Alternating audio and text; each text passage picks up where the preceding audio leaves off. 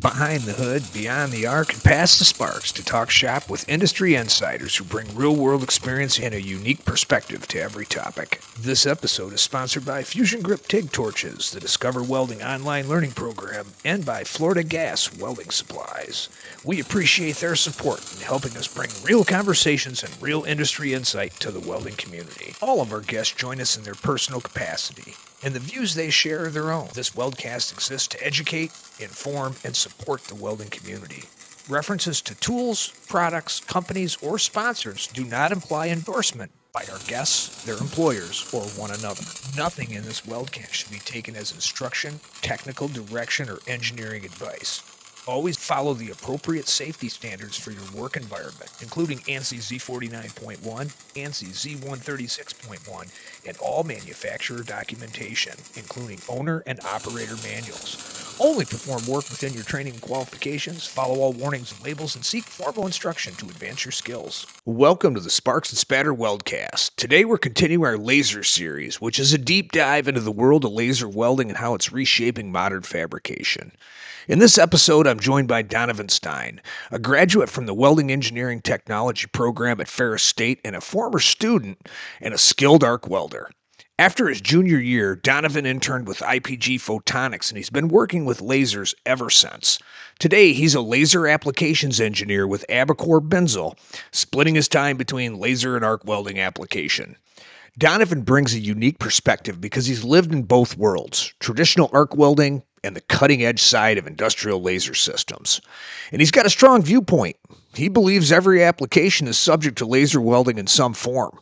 Some are straightforward, some are more challenging, but the technology is evolving fast. We get into some high-tech territory, including systems that can track a joint, measure penetration in real time, and adjust the process to keep things consistent.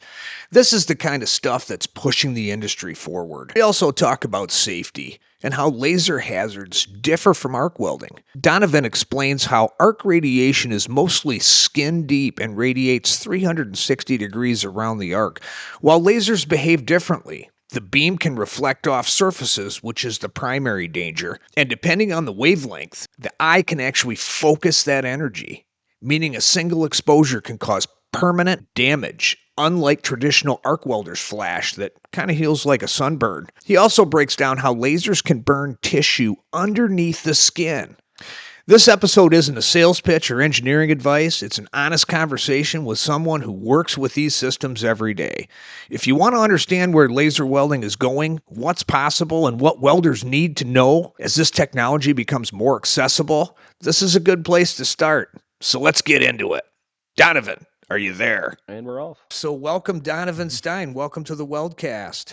Well, thank you much. I appreciate that. Happy to be here. Yeah, we're glad to have you. I'm excited to catch up and hear what you've been up to lately. What's your title? What are you doing now? So the formal title is Laser Applications Engineer. And of course, I work with the laser industry more so, but they definitely pull me here and there. Like I've been doing a little bit of things with the cobot that Abicor Binzel sells. So it's nice to still be in touch with the arc welding world because I do not want to lose that knowledge. Oh yeah. So that's interesting. So you still dabble in arc welding too. Laser's just one of the things that falls under your applications jurisdiction. Yeah, I'd say it's like a 90-10, maybe even 95-5. Okay. Laser applications engineer. Tell me what a laser applications engineer does. Not too many of us, and that leaves it open to such a broad role. Especially they have service attached to that as well. So we sell everything pretty much from the delivery fiber to the head. So, and then the user interface with that. So as far as getting that to say prove out, if somebody comes to our lab and says, hey, we have these parts, is it possible, or maybe we're doing it this way, we'd like to see your technology, we prove it out, and if they say yes, we love it, I also can be the person to go out to that plant and install it. So I love that portion of it. So what types of lasers are these that you're working with? So I don't really dabble in the handheld laser realm. It's more of fully robotic, or at least on a gantry system. So it's automated. solely.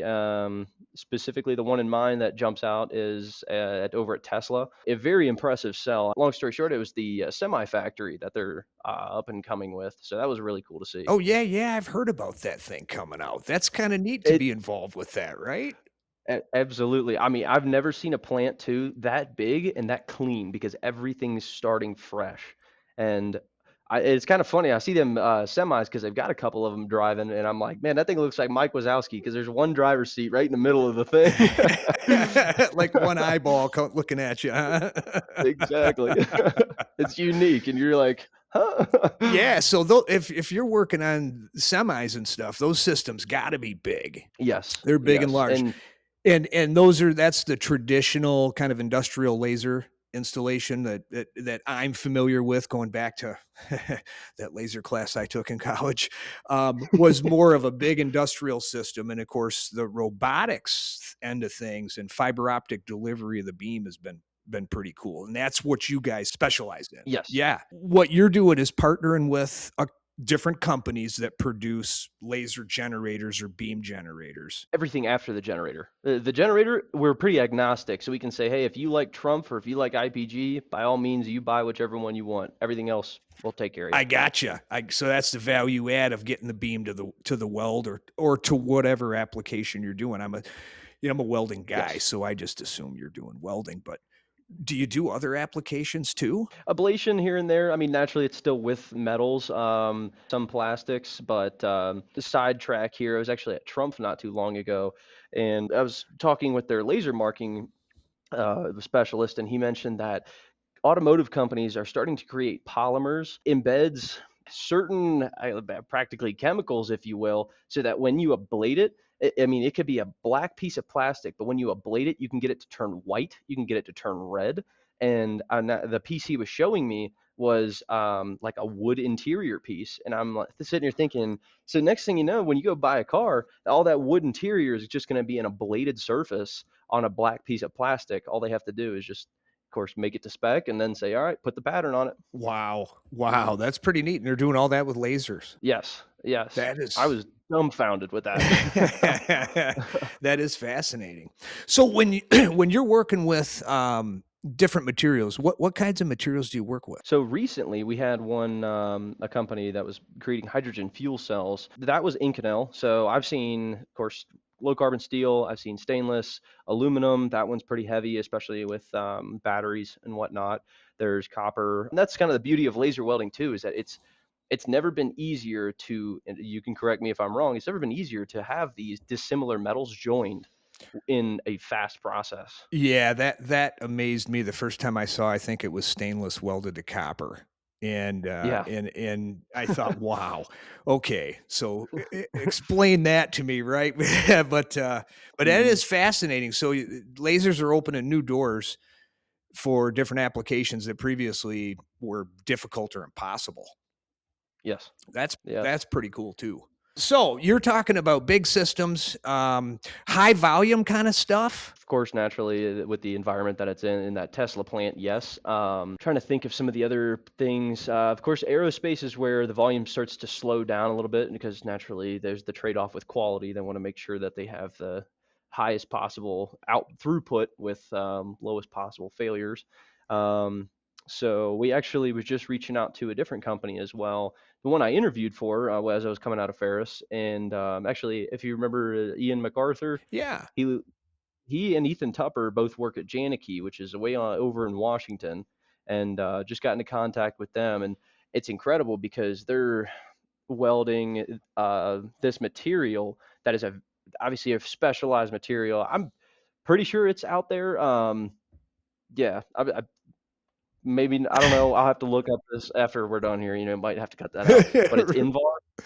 Oh yeah, yeah. I've heard of Invar. It's a nickel alloy that I don't know.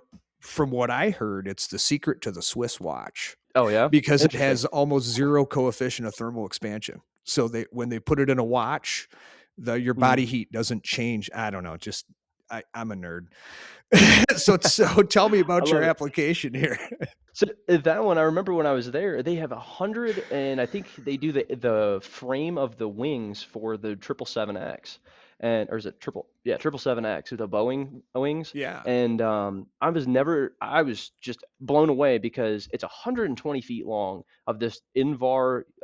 Practically, there's three sides to it. You got the sides too, and then it comes as a middle piece, and I'm just making that as a small little like box or trapezoid kind of thing. Of course, it's all open down here, but what they're doing is they grooved all the way through the entire wing and they're TIG welding it right now. Wow. And Yep. so I mean, it's multiple inches thick.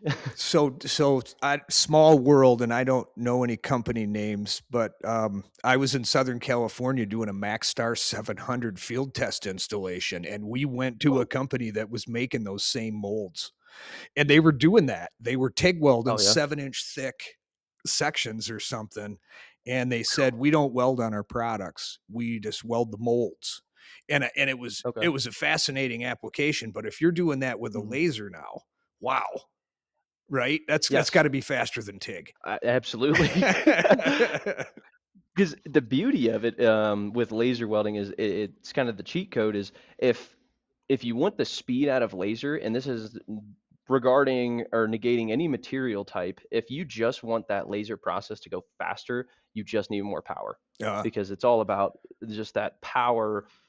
I don't want to say time because that's not, it's kind of the antithesis of what we're talking about, but it's the amount of energy that you can get in that snapshot. I mean, it is the speed of light. So even if it's a thin material and you're saying, I want to decrease my cycle time, usually if you can get a little more power, obviously you'll have to change the spot size as well to keep power density on that on the surface the same. But if you can do that, or excuse me, not the same, but have it ratioed properly, yeah, you can go faster. But anyhow, what I was saying about that is that we have a tactile head, so it uses the pressure off the wire to track the seam as it goes, so it can find and it can track.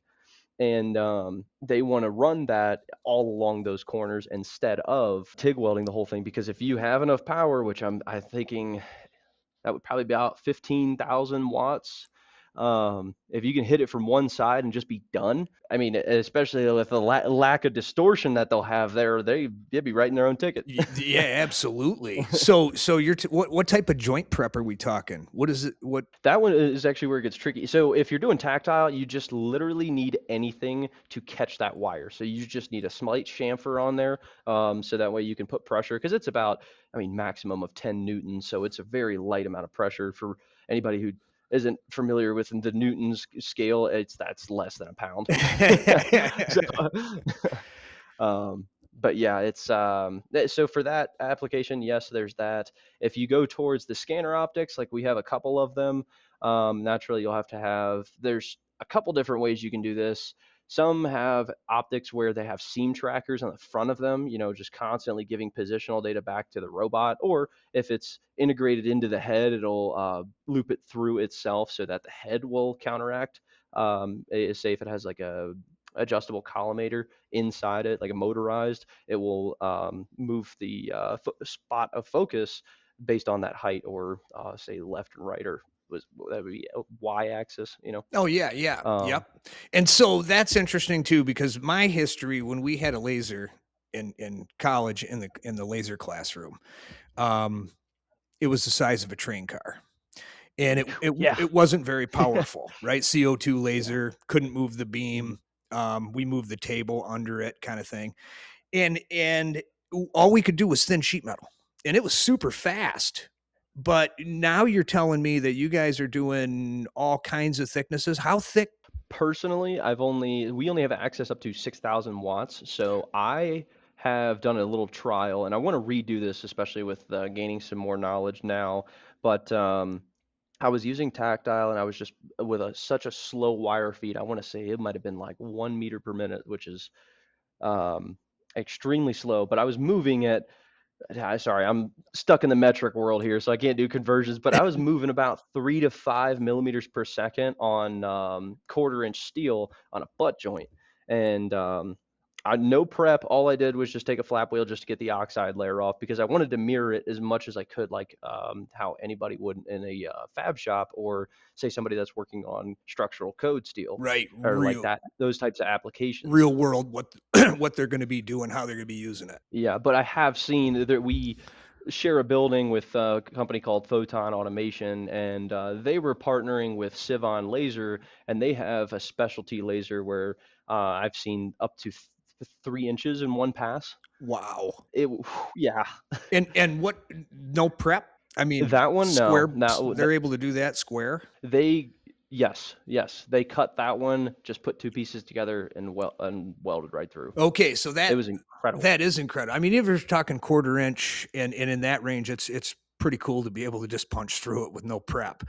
Yeah, Because I've found 1/8 of an inch can even be a challenge at times yeah. with arc welding.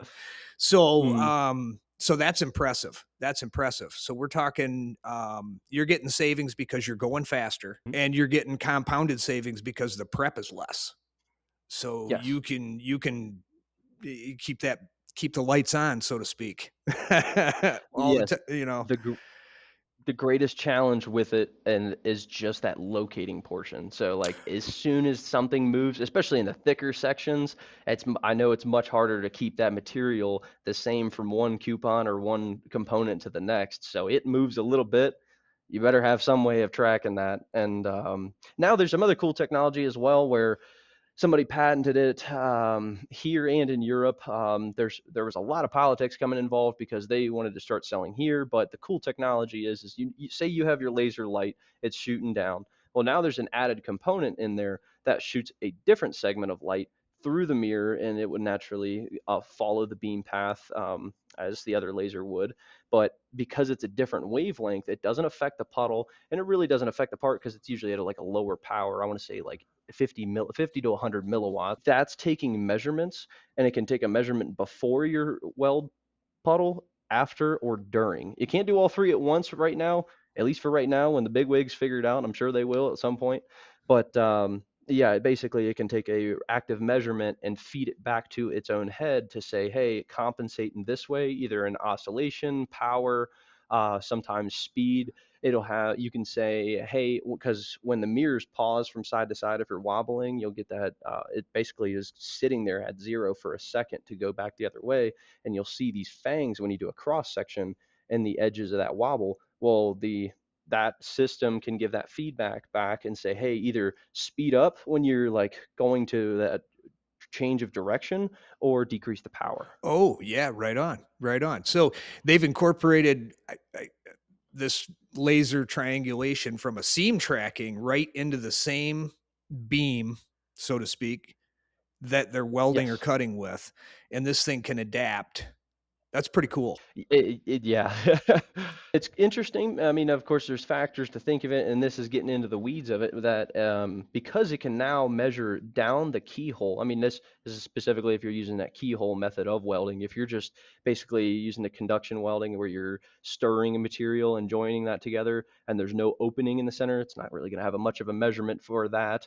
But if you are doing the traditional way of welding, and looking down in there, you can now get like about 75 to 80% of your penetration measured while the process is happening. Wow, that's impressive too. I was just going to say that I'm guessing the keyhole lets you see down in the material, so you're actually seeing the penetration happen. Yes, yes. There's that little bit that's below where the coupling is happening. Of course, that's still being melted, but it's obviously a liquid, so it's the beam is only going to reflect off of that. That's why I say 75 to 80. But hey, if you know you're through, then like anything extra is a benefit. Yeah, yeah, exactly. Does that let your robot technology adapt then through that feedback loop? So if it says, "Hey, our penetration's only 50%, we need to increase the power." It has that feedback loop to itself because it's all through the same software on the computer that you set the whole process and parameters up with.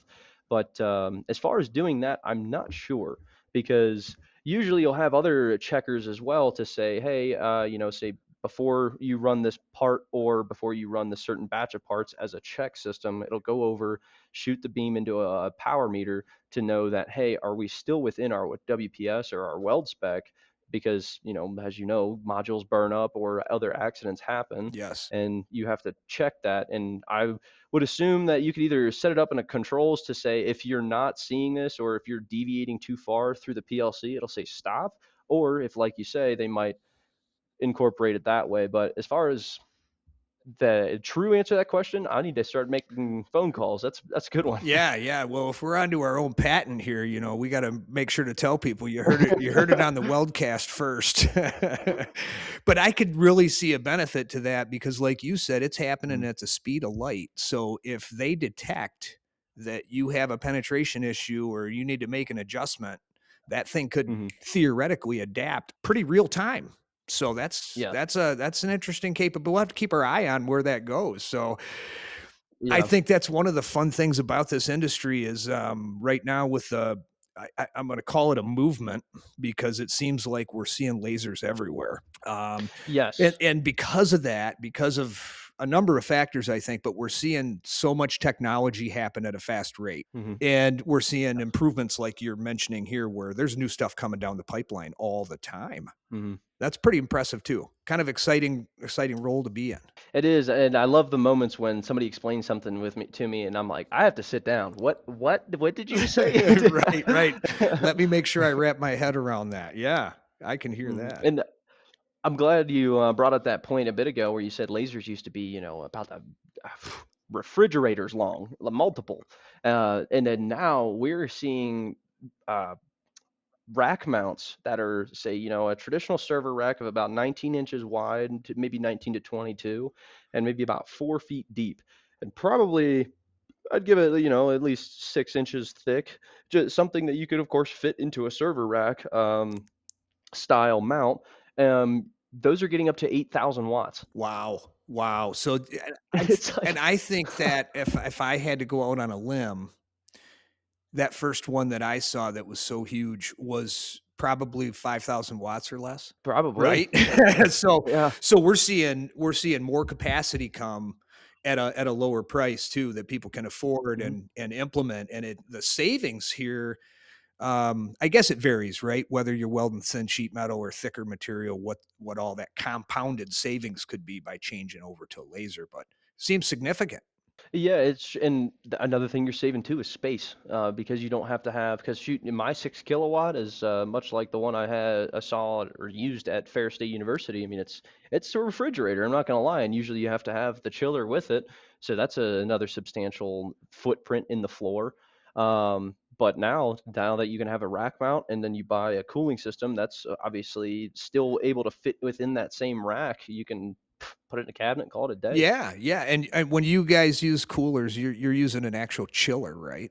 Yes, yes. Something that It actually runs. refrigerates. Yes, and so naturally you set the temperature based on the spec that your process calls out for you. I mean, it's all in your manufacturer documents. They'll tell you how cold it truly needs to be, and you don't want to set it too cold, because I've heard of the stories before where they're like, yeah, some you get the phone call of, oh, this thing's not working, our heads are, too hot. You sold me the bad one, kind of thing like that, and then they walk over and there's a chunk of ice sitting on the back of the chiller, and it says, do you realize that it's 90 degrees outside and this thing's sitting next to the door? So all good things. And but yeah, traditionally, I mean, we run deionized water through the head to just make sure that there's no interruption with the electronics inside the system. And inside the laser, depending on who you buy it from, sometimes it goes over copper contacts, because naturally that's just heat sink for it, or that way it can cool very quickly. But because of that, they'll run something like propylene glycol, where it'll keep that from corroding. Oh, yep, yep. Okay, so depending on what they're doing, what their system is, they may run either deionized to get the minerals out of the water or propylene glycol. Yeah, they're Interesting. getting better. Sometimes they'll say, "Hey, you might not need to run the glycol because it can get smelly and messy. That we have an additive or something we can use." So that's getting into the weeds of things. But yeah, it's all a very interesting of things you got to puzzle piece together when it's like, okay, is it going into a hot environment? Is it going into the shop? Are you running it through pipes from a distance, kind of thing? Yeah. Yeah, yeah. It like you said, it's a puzzle piece to put together. And my Hmm. experience as a TIG welder is what we called a cooler. right, was just a water recirculator. It really didn't do any Yep. cooling. But in your case, you've got to have enough, we're going to call it BTU capacity to keep that thing from Yep. melting down Yeah. all the way up to the optics or all the way up through the beam and everything. Yeah, yeah, the optics are the biggest thing, and especially it's kind of cool too because the collars that from the beam delivery fiber that of course seat into the laser and the process head itself, you usually loop it through that fiber coupler. I like to do that first because the fibers, if that thing burns up, that's about 9 grand at least. Yeah. Yeah. uh, That can add up quick and shut you yeah, and then down. yes, yes, and truly it was something I had to think about too, because somebody brought it up. Is that as things heat up and everything? I mean, naturally you have precision inside that optic to truly bring you back to the same point every time when it's going to repeat a process or repeat that weld. Well, when it starts heating up, things start expanding. Next thing you know, you might be a few millimeters off, and I mean, that's under some extreme heat conditions, but it happens. Right. You could get some, we'll call it parameter drift, if you will. Yes, But it's yes. because everything's hot and starting to warp. Yep. Yep. Well, hey, you mentioned Ferris State, so that brings up a topic I wanted to pick your brain on. What is Okay. it that got you interested in welding in the first place? This one's the funny story. Let's see. I think when it was eighth grade, maybe going into freshman year. Okay, yeah, right about that time, I was at my cousin's house, and I said, "What's this over here?" And he says, "Well, that's a welder." And I'm like, "Okay, well, what does that do?" And it kind of explained it to me, and he was like, "Here," grabs a trailer hitch piece, takes the paint off of it, and he's like, "Here, booger it up." I'm like, okay, so I'm doing this thing and obviously not doing it very well. And I was like, "Well, this is fantastic." I said, in my thought process, I'm sitting here thinking like, "Okay, I might not be good at it, but you can take any material or any metals and join them together."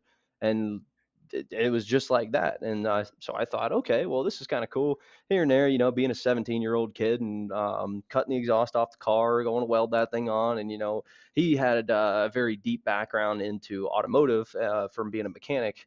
Probably one of the best ones, hands down, I'll ever say in my life. But yeah, he showed me that, and I said, okay, well, I want to go to be a welder through a 2 year, and it was a great community college program around my area that I was from, Northern Kentucky. And I was dead set on that. And my mom was up and down saying, I don't think you should just be a 2 year welder. I think you're too smart for that. And I'm sitting here thinking, well, what the heck? Like, I don't know. This seems like a pretty good route for me. What do you mean by that? And then because I didn't even know the 4 year degree existed, and Right. already in that high school program, because my brother was going through it too. He's a couple years older than me, but we were in these engineering classes. I think it was Project Lead the Way was the structure of it. But we had some teachers that were, I mean, one of them worked at Texas Instruments, and he was a really cool guy to learn under. Yeah. And we were doing other engineering things, and I'm sitting there thinking, like the CAD modeling and everything, and then creating drawings the right way too. I'm realizing that's not a standard thing everywhere. Yeah, Um, exactly. and yeah, just fell in love with doing that. And then my mom said, "Hey, how about welding engineering?" And I'm like, "Okay, I didn't know that was a thing. Let's go check it out." And then made the drive all the way up. I didn't even have to look at any others because I was considering what is it, University of Alaska in Anchorage, and then Weaver State over in Utah. I more so just had the brochures, the documents, and then how to apply kind of thing. But as soon as I visited Ferris State, that was of course right after the remodel when everything's squeaky clean in that place. I'm like, oh yeah, this is it. Yep, yep, all the brand new equipment, no dust on anything yet, fresh paint. Yeah, that was a good selling point. But so it Exactly. sounds like you got the bug right away the first time you struck an arc and thought, "Wow, this is cool. It's Yes, that's powerful. it. Yep. I can build Yep. stuff. I can make stuff. I can fix stuff." And I Exactly. like I Exactly. like what you said too, because the first time everybody tries, we booger it up. Hmm. But if you know it's for you, you kind of think, "Hey, I can get better." And you then Yes. that tends to drive you. And then you found your way to Ferris. That's pretty Hmm. cool too. And Ferris seemed to fit your personality because you were a hands-on welder. You like the hands-on stuff. You like to put your hood down and Hmm. continuously improve. So a little bit different, maybe than some other 4-year degrees that are out there in welding, but right up your alley. Yes. Yeah, and I think up and down because even in the world of, say, the army and whatnot, I'm like, there's so much benefit to having the technical experience and then getting the education kind of idea. Because even in out here, I never want to be so disconnected from the true physical um, carrying out of a process and then being the one to make the decisions because like I said in the army, if I'm going to be leading people or telling people how we're going to be doing things, I want to know how to do it. Yeah, I want to have been there first, so I'm telling them the right stuff. And that's exactly right. Exactly. Yeah, that you brought up a good point there. I think that's pretty cool too. Good advice for people out there that might be listening and need to hear that. Yeah, and then that way you don't turn into the guy of like, oh yeah, the whole shop floor's laughing because you told them to do one thing and they know easily that it's not going to work that way, but on paper it looks great. Yep. Helps when you've been there and done that. Amen to that. Same thing with welding too. I mean, you're gaining a lot of experience. How long have you been doing this? So let's see the welding thing. I'll say professionally and naturally right about the time I jumped up at Ferris. So the first year I got to Ferris, I was on that waiting list because it's backed up till shoot, it might still be backed up. Um, but rightfully so. But as soon as I got through the first year, I was able to get a fabrication job at a local shop that was around my area ish, right down in Batavia, Ohio, and welded there for a little bit, and then of course came back to school, and then I moved into Caterpillar, which was heavy metal fab, and then jumped out of there and tried a tier one automotive when I was down at east side of Michigan, and then just after that one, had a buddy that said, "Hey, you ever thought about lasers?" And I'm like, "Well, we had a couple labs here and there, just dabbling in them at school, but not a whole lot of experience or arc on time or light on time, I guess you'd call it there." Yeah, exact. Good one. And then because we do learn a lot of theory about lasers, and I remember one of the first couple days of getting to that internship at IPG going, holy crap, everything we just talked about in like the span of an entire semester, I just saw all of it in one day or in a couple hours. Yep, and it's like drinking through a fire hose. So so you right away after freshman year, you were welding in the summertime between classes. You ended up at Caterpillar. What the heck did you do at Caterpillar, and how'd you end up there? So that one, I'll say, I mean, it was one of those situations where networking was kind of everything, making friends through the classes and whatnot. Had a good friend, Parker Sargent. He calls me up and he says, "Hey, because it was a known thing that hey, if you want to make some good money in college and be able to support yourself, go through R&E." So I remember applying to R&E, and mind you, I knew I only had the 3-ish months of the fabrication background. But when I reached out to R&E, Parker threw in a good word for me, and that gentleman called me and basically, says, "Are you able to pass these tests of like true weld tests of, the different D11 structural code testing?"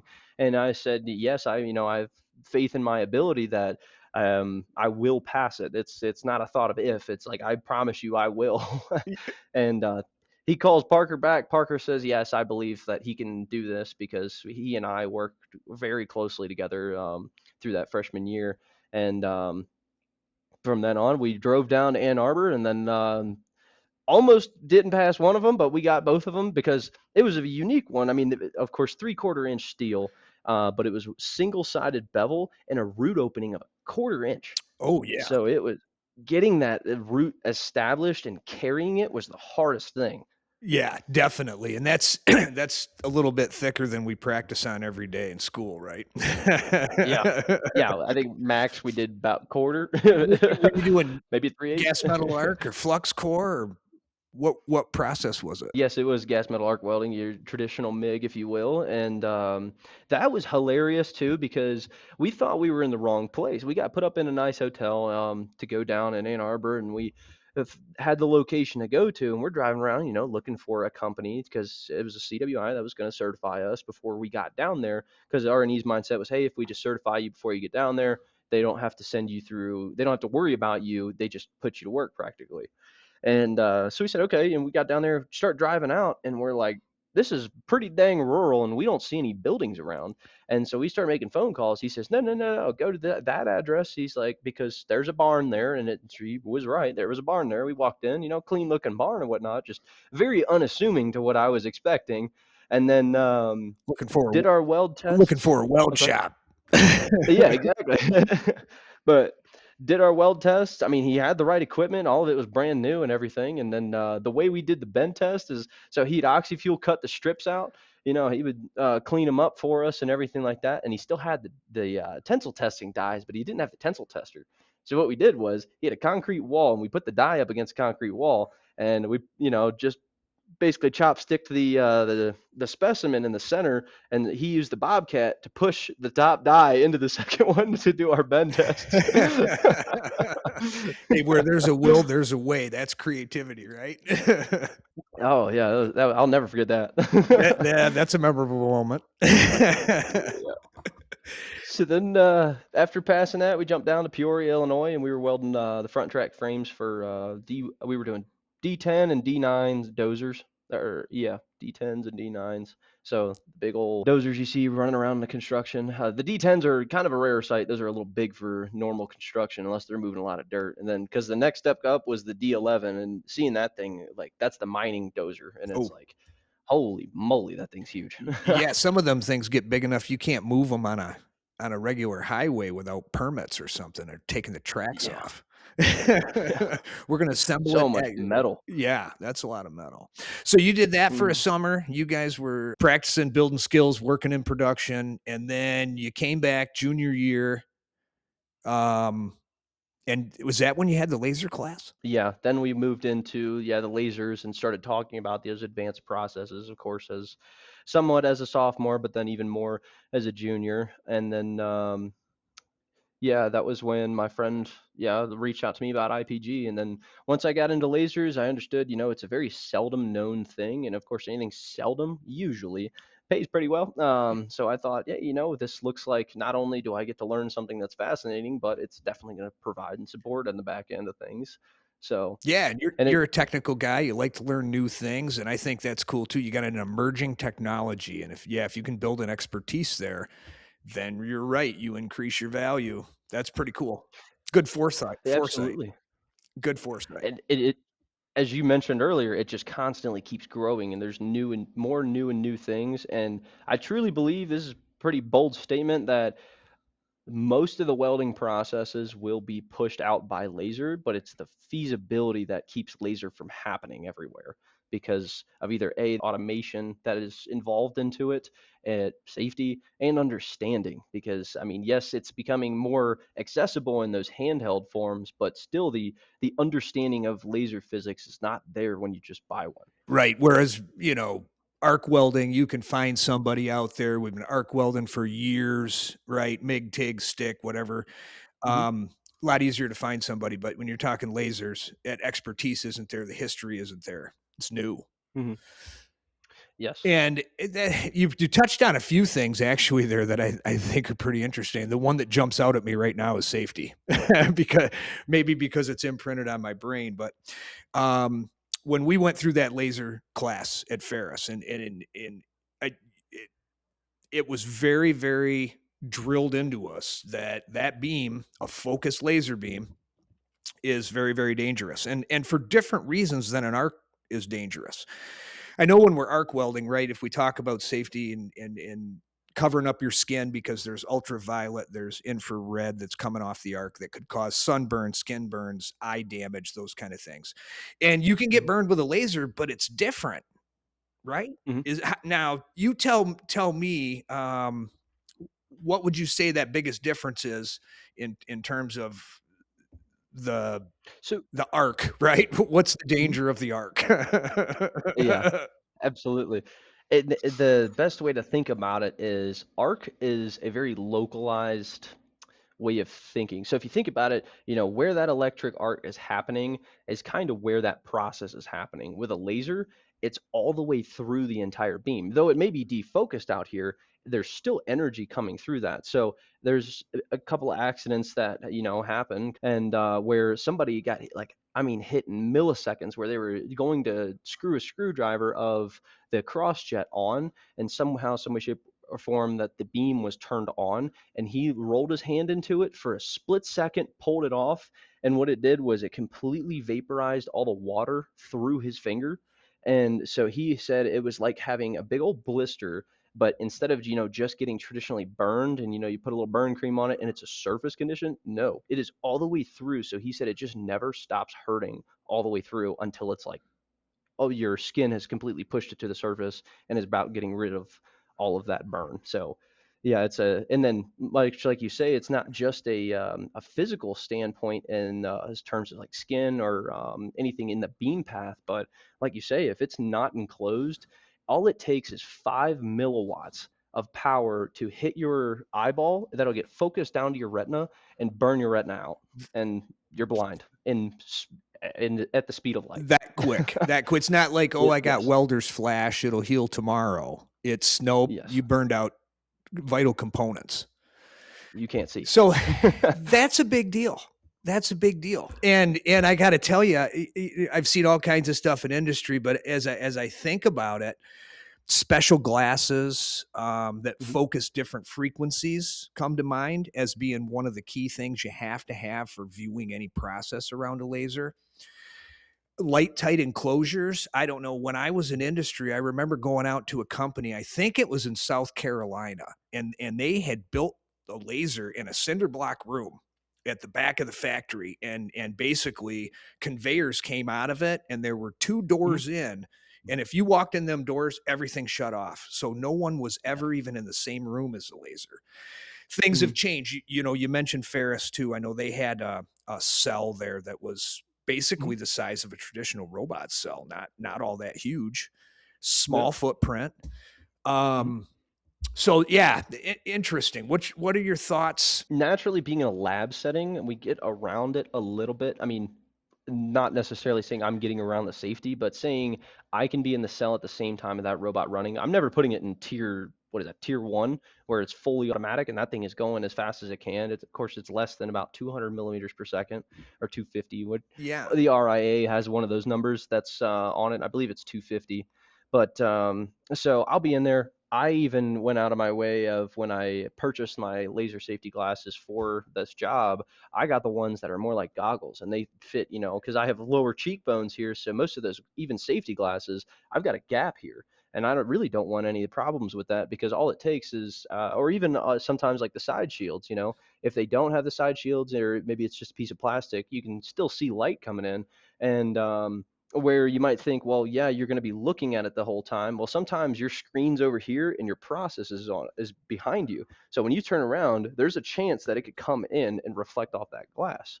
And to your point a minute ago, where you say that that, I mean, it's always dictated, it's always shown on the laser of what wavelength that light is, but I even sat down and thought, okay, yes, you can have a piece of glass that is rated for that wavelength and that power density to say, okay, it's a 6,000 watt laser at this wavelength. If I just had it's usually by like OD, optical density. If I had one that's too low, it might burn that material up too quickly, because it's, like I mentioned, it's got a high power density. But you get the high enough one and you're a-okay there. But even the diffracted light, I don't even want to take a chance with that, which a lot of these laser safety companies, it's pretty simple. You just say, hey, I have a fiber laser, this is about my power that I'm using, and they recommend a very broad selection of glasses that you can have. And but I was thinking, okay, you have diffracted and reflected light coming off of the process or your material down here, and that comes off as visual light. Well, visual light, if it's bright enough, as you know, that can still be harmful. So I like to get one that has such a big range at a very decent optical density rating. that's a good point too. Yeah, absolutely, because you're talking about the normal beam is invisible. Yeah. What's the wavelength you're working with here? Usually that's right around 1070. So the best way to think of it is you got your visible color spectrum. This little cheat finally clicked with me one day, but infrared, you're past red. So you're just barely into that. There's NIR, which is near IR, and then there's infrared. So like it's about almost 1 nanometer. It's 1070 nanometers. So it was almost, what is that, 1 micron? Oh, so tiny. Yes. Yeah. Gotcha. Interesting. And power level you mentioned too. So not only do you need to worry about the frequency, filtering out the frequency, you need to filter out the power level. Yeah, how much? Because if your spot size is really tight, or say when it does reflect, if I mean that spot dictates how powerful it is. Because you could have, say, only a 1500-watt laser, but if that spot is like we have in the lab, it's 0.39 millimeters. That's extremely small. So when you take that 1500 watts and bring it down to that little itty bitty size, I can do some damage. Yeah, and like you said, that damage is all the way through. It's not just a surface condition, right, where you're Yes. dealing with a burn or something. That's Mm. pretty serious. And in the case of your vision, so that leads me to another question then. So yeah, you're working in a robot cell, let's just say a lab, a room, you got a robot there, you're welding parts. When you're welding at high power, you probably don't want to be standing right next to that thing just in case the beam reflects. You can even get a burn, you know. What do you do to Mhm. protect yourself? Tell me what you do. So commonly, the whole like keeping, because it's usually such a low exposure time. I'll traditionally be in a polo shirt. That's usually like a t-shirt. I'm sure it's better to have more of a lab coat, or even a welding jacket, just anything to get or keep that light radiation from hitting your skin. But again, it's usually a low exposure. I mean, we're talking some of the longer welds are 30 seconds, Oh, and that's a long weld. So I mean, if you're welding at, say, the whole weld takes about 2 seconds as it zips across, you're not going to be exposed to a high level of light radiation. But definitely, I mean, I wouldn't stand too close to it. Our tactile head, you know, speaking from experience, the tactile head can position itself, side to side, because it moves independently of the robot. Well, we usually keep it at a nice angle when we're doing a lap joint, so that way the energy's focused into the root of that joint, and not just over, or straight up and down, where you might burn through the bottom sheet. Well, I've had it to a point where it's got a relatively large spot size, but off of the diffracted light, I could feel the heat go across the face. wow. And like naturally, I still had my glasses on, so yeah, I was protected and I was well. But I was like, yeah, I'm not gonna stand here anymore. Yeah, that was too close. Yeah. Especially if you're pumping out some wattage and you're in that proximity. Yep. Yeah. Well, good. Those are the kinds of experiences that help us get better. Yeah. So it is something serious. You guys take it serious. And in some cases, you're working with really high powered stuff, high production rates, Mhm. sometimes longer welds. So not to deviate too far, but that's kind of what scared me about the handheld market when I first, heard about handheld laser. I thought, what? Who, who who wanted to come up with some strange form of vigilante justice in a shop? Have you ever been in a Yeah. shop full of welders? You're going to give them a laser? Holy Yeah. cow! An air hose Thank- is a lethal weapon in a shop, right? So, yes, it is. and I understand. There's some things that they've done to improve safety in those areas, but that's Mhm. just that whole nother level of now someone's holding it, and you've got Mhm. the reflectivity, unpredictable Yes. reflectivity, especially as you're trying different weld joints. And that's something to wrap your head around, I think. Mhm. Right? Uh, Yes, in the right mindset, it's fascinating what it is, because I remember when a company came in, and I said, "What do you folks do?" And he says, "We make hypersonic jets." I'm like, "Hypersonic jets? Well, how fast is hypersonic?" He's like, "It's basically twice the speed of sound, or yeah, twice the speed of sound. It's past supersonic." And so I was fascinated by that, and it was more of drone work that they were doing, but they brought in a lot of specialty materials, some Inconel, some titanium, and we're talking like 16 thousandths of an inch, so super thin stuff.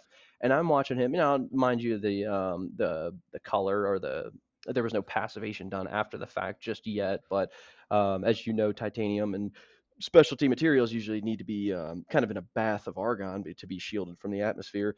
But I watched him with a handheld laser just zip right across that and welded the entire like 6-inch joint. And I thought that was extremely fascinating because I know how long that can take in a TIG weld, even if you have the right trailing shielding, the right equipment with that. He just did it in a matter of a split second. And didn't have a trailing shield on it or anything. And nothing That's there. pretty cool.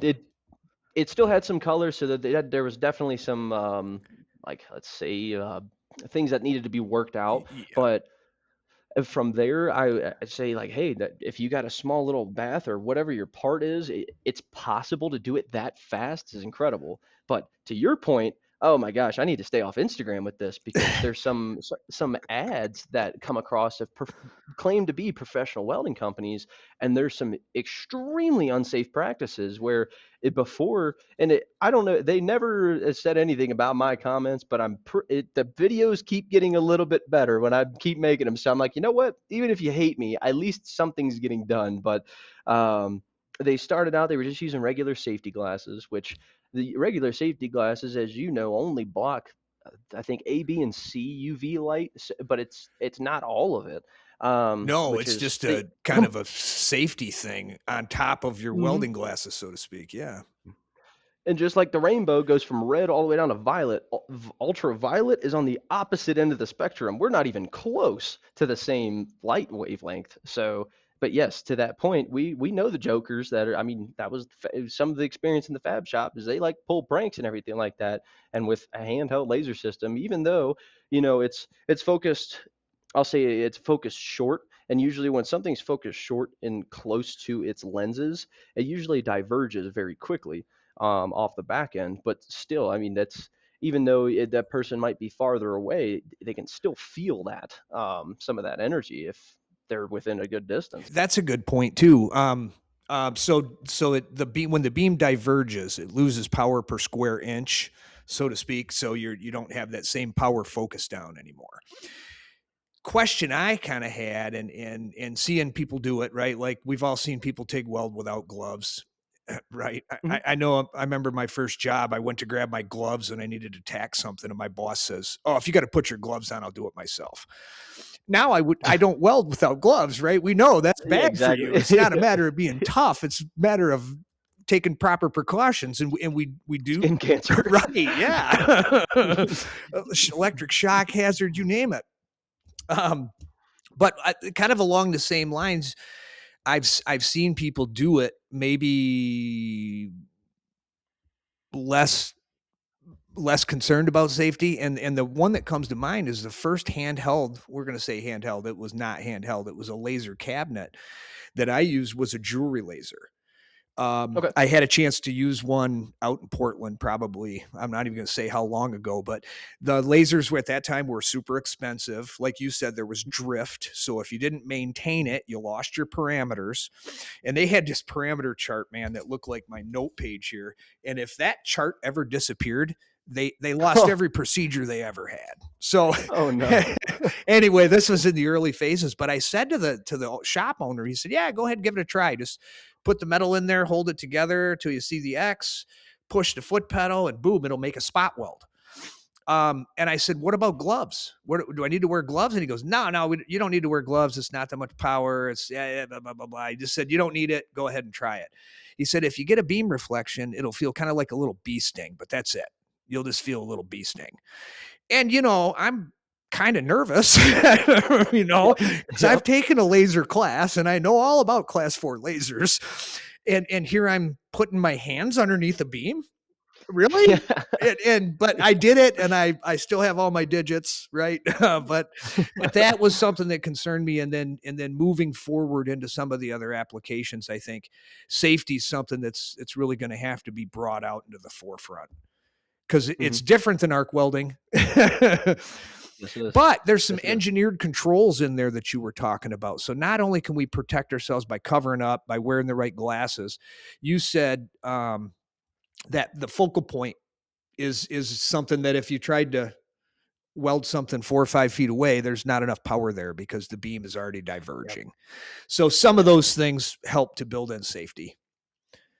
Yeah, and I mean, there's different. Of course, it always matters about your standoff distance. Because like if you take that and do the inverse, where if you pull that farther away, it kind of collimates a little bit more, and it doesn't diverge as much. With which having that big, I'll say, length in the middle section allows for a process window. So that way, if your part's shifting a little bit, you still kind of have the same spot size moving in there. So Oh, it depends on your process a little bit, but to that, like you were saying with the jeweler laser, if I was working with it every day, I would want some form of protection instead of just getting lit up in the finger. Because I know, like I said, it's not a lot of exposure time, but even the diffracted light coming off of that, if you're exposed to it every single day, like though I'm sure there's a permissible exposure limit, I don't want to deal with right. that We don't on want to the push our back half of my life. Yeah, we don't want to push our luck. Because Yeah. that made me think. I don't know. Would it be cumulative? Do you think? Like if I got a zap one day and it kind of burned my skin, but right, it could be even below the skin Yeah. Yeah. theoretically. Even though it's not high power, like you said, it doesn't take Mhm. much when it's focused down in the right application. So definitely something to think about. Makes me think about Mhm. it. Makes me. I want to do some handheld laser welding. And did you do that? You did an internship with IPG Yes. Photonics. Yes. In the right setting, it's really, really cool because of how, I mean, you're taking the benefits of laser welding and how localized that heat is, and you're able to do things like even tacking. Like, say, if you have two parts, you just put them together, you hold it. It even has, you can set up a preset program so it does it based on time. It might just wobble back and forth just to give you a little tack here and there. But if you just hit it, you hit it immediately, and boom, your tack's ready to go. And there's not much prep after that. It's such a, I mean, you just really autogenously welded. At least that's what I was doing. I wasn't using wire fed into that part of the process. But yeah, now you don't have to go over, grind that tack down, worry about lack of fusion. No, you just kind of tack, and then you're able to weld up from there. Wow, yeah, that's interesting too. That's a little bit different from globbing a big old TIG tack on there and then having to deal with Yeah. it later. Yeah. So you went to IPG, and from there you kind of got bit by the bug of lasers too, right? IPG and then Abicor Binzel. So I basically, once I got bit by the bug, I stayed in it, kind of thing. Okay, gotcha. So you went from Yeah. IPG. I realized that Abicor Binzel and IPG have a very good relationship. It's part of that agnostic thing that I really love because a lot of those that do make the power sources traditionally make heads as well, and they'll try and sell you as an entire package. But if you see that a different process head, or say you like somebody else's support better, you'll obviously go with them. So we have good relationships with a lot of the, excuse me, laser manufacturers, because typically if we say, hey, we have a different device that'll plug into the laser to measure process light, we'll say, hey, do you mind sending us this adapter plate because we're looking to put a system onto that? And they say, oh yeah, absolutely, go right ahead. Or Abicor Binzel kind of became the staple of wire delivery because it's one of those systems that you put it up there, you got a front and rear drive, and I mean, even up to 25 meters long, you can get reliable wire delivery. And when you map it to the robot, it works and it just keeps working. It's not one of those that you have to keep updating or do anything of that nature. You just let it do its thing and put it in a thing of the past, and then its maintenance is not that high. That's good. And so then you get to work with everybody because Yes. they're going to use part components of yours back and forth. You may have Mhm. similar or the same customers. You're competitors, but you're also collaborators when you need to be.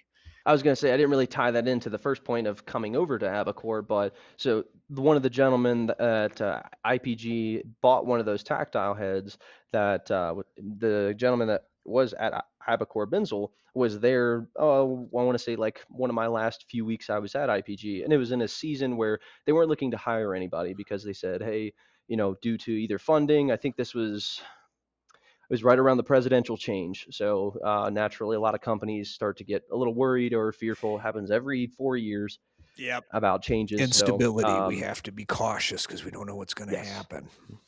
Nothing ever yes, and that, changes, but we have to be cautious. exactly, Right. exactly.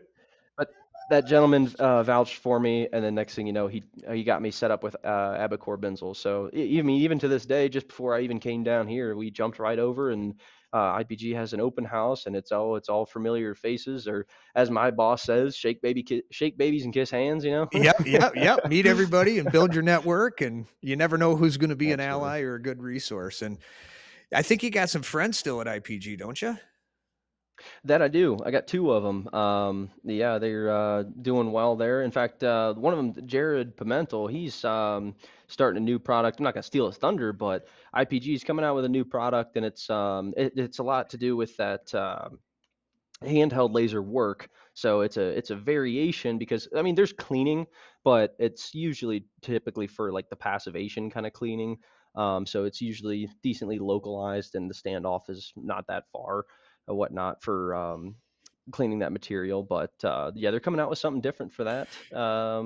And then we came out with, of course, to an answer for the wire delivery, because even the most reputable company that is dealing with selling the cobots with the light welds attached to them, they were using just some, let's see, what's the best word for it?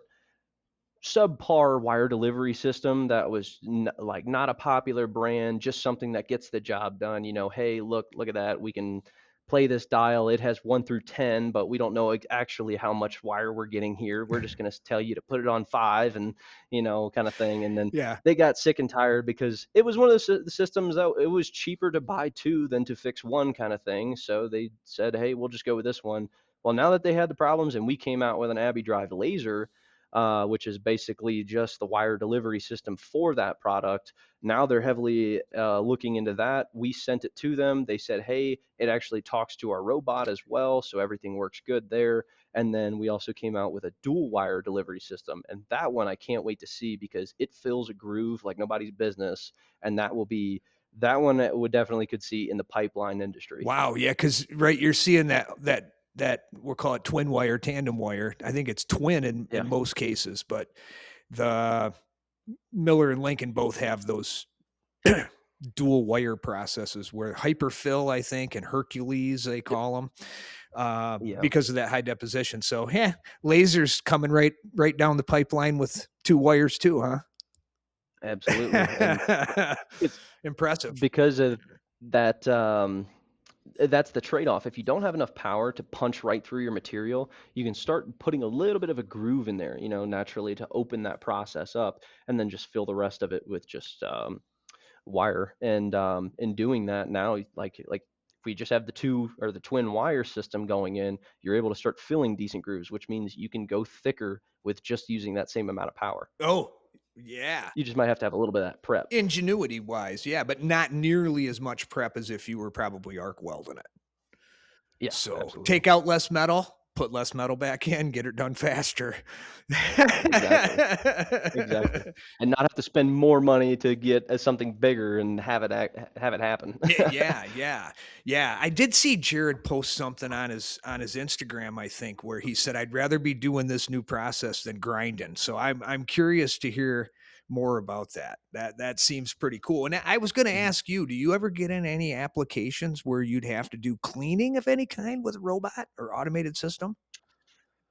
I personally haven't. I know it's out there. It can be done, but you haven't worked Yes, on one yet. yes. Okay. Matter of time. Yeah. I'm sure you'll get a chance. Think of ablation, engraving, and cleaning all about the same thing. Cleaning is just enough power to get rid of that super thin top, either oxide layer or say rust or any other impurities on there. Just enough power to get rid of those, and that's And gone. you're vaporizing it. It's Yeah. vaporizing it. Yeah. So it's There you probably go. something you want to do with fume extraction because there'll be some type of vapor, but it's gone. There's no dust, there's Yes. no debris. You don't have to sweep anything up when you're done. You don't have to buy Yep. grinding wheels. Do you know how much grinding wheels cost me these days? I mean, 16 bucks for one of them. right. I mean, I love the folks at Walter, but I don't need to be spending any more money on grinding discs. But so that's interesting too, as far as that application. And I would wonder if you're in a shipyard or you're in we'll even say structural steel, where you're dealing with metal that's probably heavily oxided. It's probably got a Hmm. heavy mill scale on it. You could theoretically butt those pieces together and run a clean pass and a weld Hmm. pass. And with that technology you were talking about before, you might even be able to do it at the same time. Right? Yeah, I yeah. mean, it starts to get It's to where this is pretty neat that you're really seeing some mhm. savings, because the only thing slower than welding is grinding. you know? Yeah. Nobody wants to do it. No. And I don't, every time I pick up the grinder, I think it doesn't fit my hand. Right? Yep, yep. And then half the time I'm like, all it takes is just, as I like doing stuff much like you and just your shop, and maybe, having a couple Diet Cokes if you say, and then, but every time I pick up that angle grinder, I'm like, okay, I need to focus on what I'm doing because this is a very dangerous tool. If this thing just decides to grab my shirt, this is not a good situation. No, right? And you'll have it knotted up, but yeah, you got that right. I reposition a lot, change the guard around a Yes. lot, and I use the guard. I I haven't, was going to say, I haven't always in my life, but I do now. um, 24 years of my life, I have never had, I've been in one situation where I've been like, okay, I need to take the guard off to, get into this thing. Every other situation, I've never needed to take it off. But some people are like, oh, making jokes and saying, why do you keep the guard on and whatnot? I'm like, I'm going home with these. That's why. Yep, exactly. Care about what you have, because you might not get replacements very easily. And that Exactly. that advice carries over into a lot of things. Yes. Oh, so let's see. So safety is serious. Are Hmm. you a laser safety officer, or have Yes. you've gone through that training? And Mhm. and in that training, they teach you about all these hazards and stuff. Yes. In fact, the gentleman that gave me that, we always see him around because there's a yearly convention called A-Law, and it's kind of like the Fab Tech or whatnot of the laser world.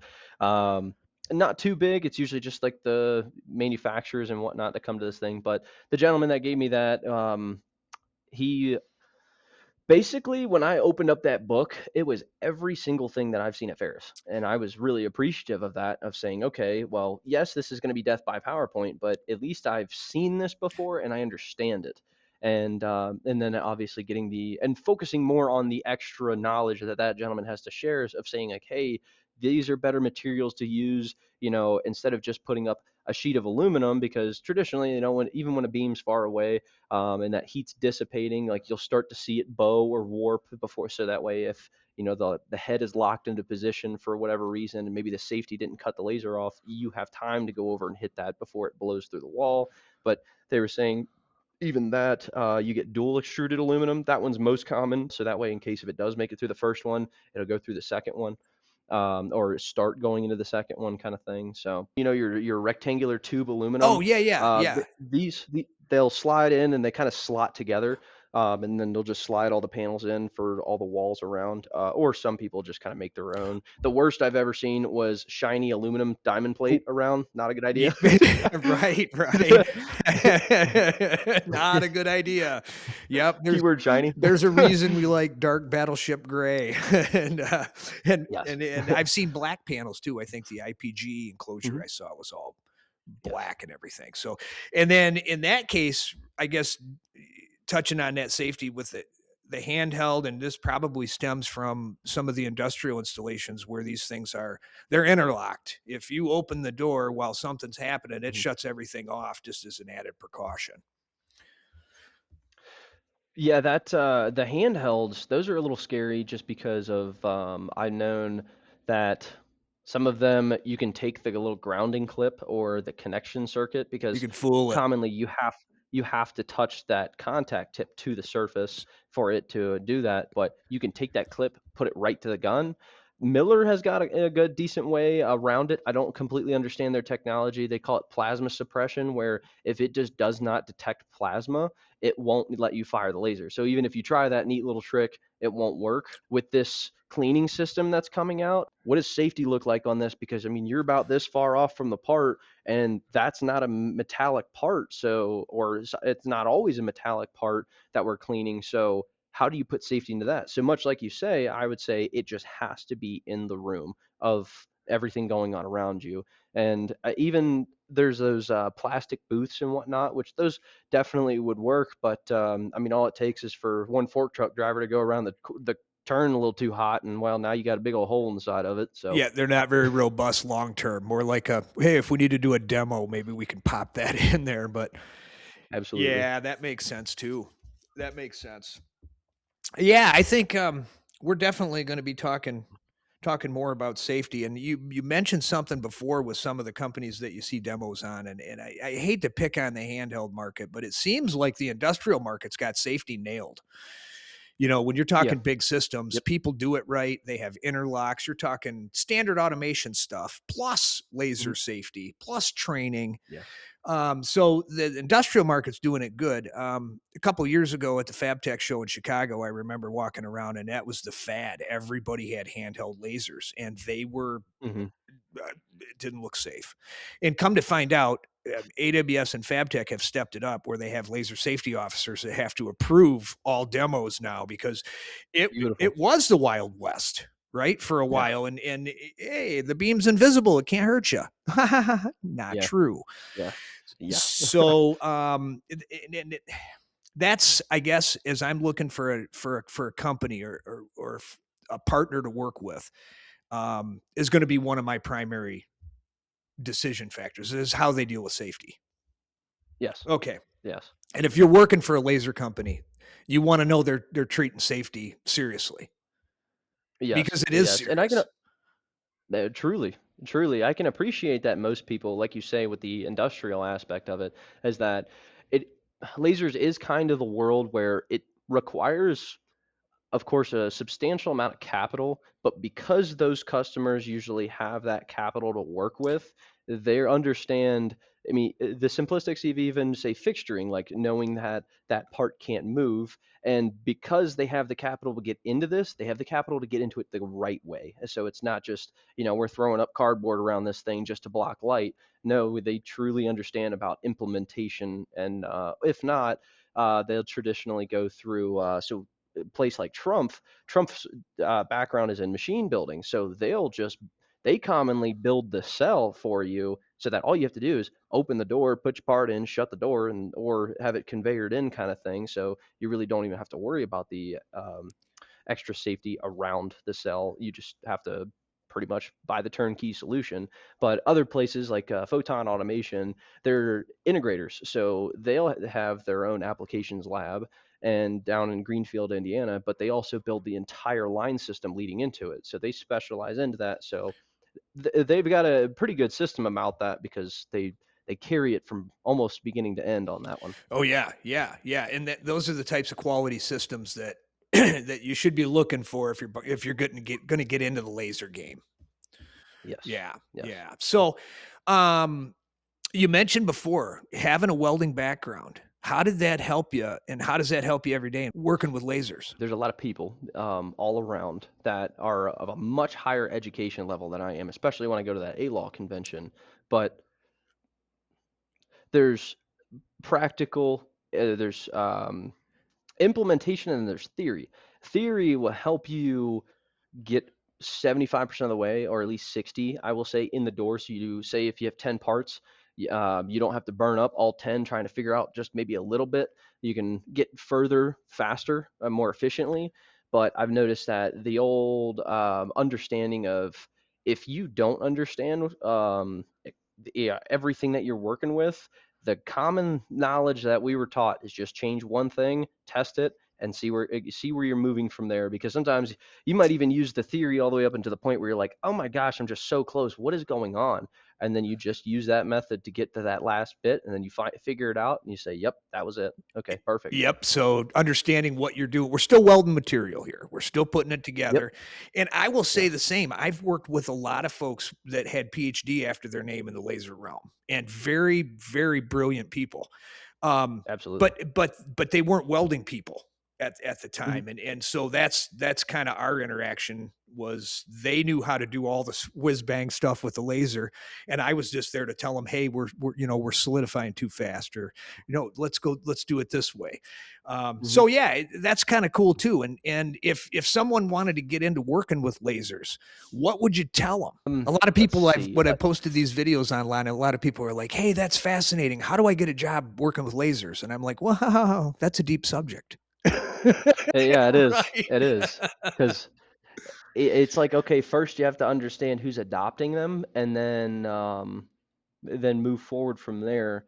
Which, of course, that spread of the market is kind of all over the place. I would say it's heavily focused in aerospace because they're trying to move to that faster travel speed than TIG. Um, so it would be there, and then but truly, if you do understand arc welding, or at least I'll call it puddle physics, because it's not even, now that we're not dealing with electricity, it's still, like you say, fusing two metals together. So if you can just understand what that's going to do, or what's possible and what's not necessarily found yet. I won't even say impossible, because as soon as you say that, somebody goes and figures it out. Right. Somebody's working on it. Yeah, Yep. exactly. But yeah, I would say aerospace is probably the best one to get into in that atmosphere. I got you. If you're trying to do the handheld, but now if you're wanting to do just understand and learn the industrial side of things, your automotives, they are absolutely on a majority of their parts are going from that traditional gas metal arc welding, trying to push more lasers, and even moving away from resistance spot welding to lasers. Yeah, that's a good point too, because that would save Hmm. some material due to the flanges, and Yes. probably if they could hold the parts together, they'd be good. And, I mean, and fixture and align mhm. them. Yep. Yes, So yes, and anything with batteries. anything with batteries right now. Anything with Yep, batteries. absolutely. Absolutely. So but you got into and I'm guessing there's tons of different applications. You're focused on welding. Lasers are used all over the place, but if you wanted to work with welding materials and getting into it, welding's a good place to start. And Absolutely. I'm not real familiar with all the other schools at this point. I'm pretty sure probably everybody's got a handheld laser, but if you go to a school like Ferris, you mentioned, they've got industrial systems, so you're getting some training there to Mhm. dip your toe in the water, and then look for jobs. Absolutely. And if you're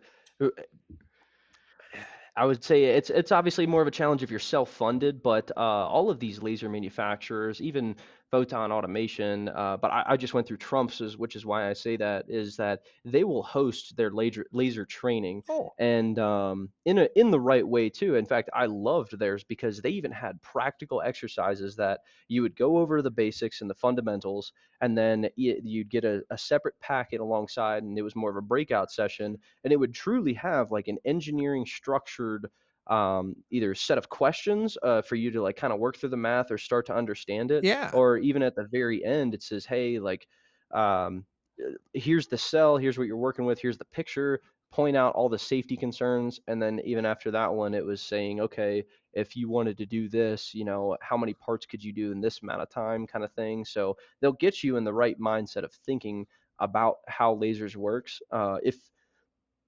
Um, if you're able to look at the company and say, "Hey, I want to pursue this laser certificate training." Yeah, yeah, absolutely. So the companies that sell lasers, usually I'm guessing, right, they're going to train Mhm, people who bought a laser, send their people, that kind of thing. But there's nothing to say that that's the only way. And I think mhm, um, it's kind of cool because the right individual could maybe have a limited background, but if they're willing to dive into it, they could get some very targeted training and be in the laser game in some way, mhm. shape, or form.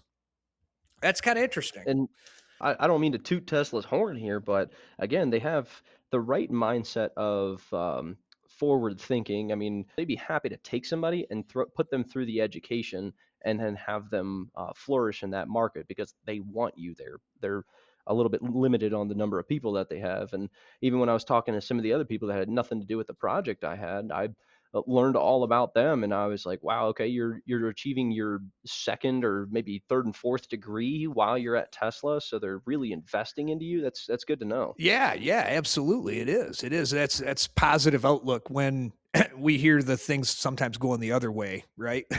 Where Yeah. the jobs and the opportunities in some cases aren't there. In this case, Mhm. it's a growing market, so it's a good place to get into. And like you said, they want to encourage people to get into it. Not as much Yes. gatekeeping going on there. Yeah, absolutely. They can't get enough help. Yeah, yeah. So, in your opinion, too, as technology gets better, more and more people learn about it. As long as they can implement it safely, lots of applications out there should be considering laser. Yes, absolutely. And if you don't think it's for you right now, just give it a couple more months and then watch for the next thing to come out and you'll say, "Holy crap, okay, let's do this." Or, well, there'll be another customer or somebody in maybe even near your field that will adopt it and then you'll might have second thoughts about your system and maybe if it's possible for you. Yeah, yeah, that's fabulous. That's awesome. So, what advice do you have for a company or folks that are considering lasers? Get out there and look at it. Yeah, especially like what I'll do at Abicor Binzel is that if you look at us and say, "Hey, we just have parts. We don't even know if laser is going to be a thing." We'll throw you the address, you ship them to us, and we'll just prove it out to show you. And mind you, if it's just a smaller batch of run, I know even IPG acts that same way. When you get into contact with a salesperson, you send them parts. You can come visit if you'd like. You can see exactly what's going on and get an understanding of it all before you have to even see numbers or make the final decision. You can just you know see the pudding before you have to foot the bill for it. Yeah, yeah. So there's proof of concept going on when you partner with a company like that. They're going to prove it out Yes. for you within reason, right? Because I'm sure if a part's highly fixtured, you won't be able to do, Yes. but you're Yeah. going to get the general concept. I remember that Absolutely. doing demos for, or actually prove outs, and a customer would send you two parts, and he'd be like, "Hey, I can't do anything with two parts except ruin them." Right. So, Yeah. Exactly. and then it started to get down to, hey, if you want me to weld your actual parts, I'm going to need your actual fixture. So, Exactly. yeah, but that's interesting. Mhm. So I just wanted to say, where are you talking to me from today, anyways? Yeah, so I'm down at Fort Huachuca down in Arizona, so I'm about that far from the southern border of the United States. But it's really pretty out here. I mean, the mountains are gorgeous. And I think I'm still getting acclimated to the elevation change a little bit, but we're doing better. elevation change and the increase in temperature, my man. So you're not, Oh yeah, and you're yeah. not down there doing Binzel stuff. What are you doing down there, Donovan? So I can't tell you that. No, I'm just kidding. No, yeah, I'm an Army officer as well. So as I pursued my education, joined the ROTC my junior year, and then pursued with that alongside, and became an officer commissioned last August. So I've technically been with my unit up in Michigan, kind of doing my job. I had a friend who actually was from Ferris as well. He graduated, came down to this school, and then joined me at my unit. So I've been kind of learning under him a little bit, and then quite the wild story.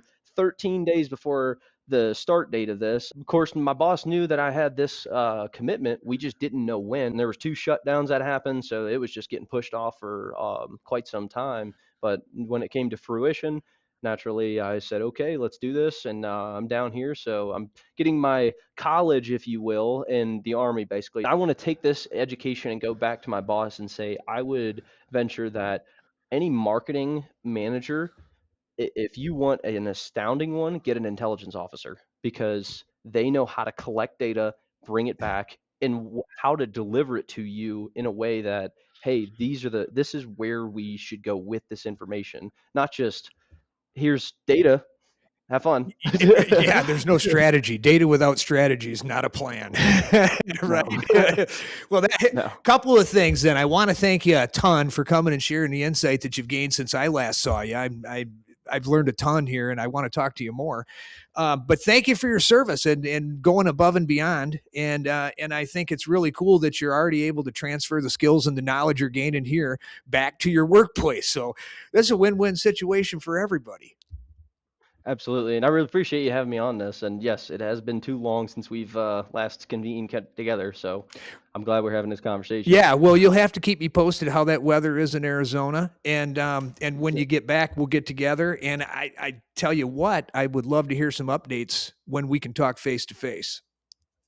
sounds good to All me. right. Well, thank you, sir. I appreciate it. You have a good night, and we'll be talking to you again soon, Donovan.